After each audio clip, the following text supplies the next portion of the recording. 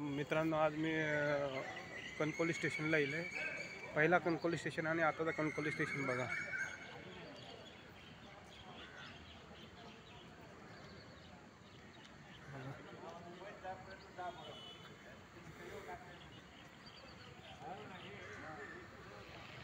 बाहेरचे देश झक मारतं आपल्या कणकवली समोर बघा.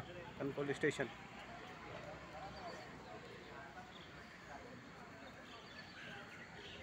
हे सर्व पार्किंगला हे केलेला हे बघा. नंतर साई हॉटेल पॅलेस हे सर्व रिक्षा स्टँडसाठी सुरू आहे केलेला. आणि इकडे आणि ह्या मंदिरा श्री गोटन देव प्रसन्न हे बघा.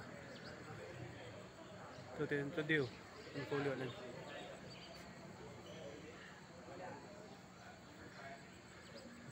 काय बनवल्याने ह्या बघा. बाहेरचे देश झक मारतात आपल्यासमोर कणकवली समोर बघा.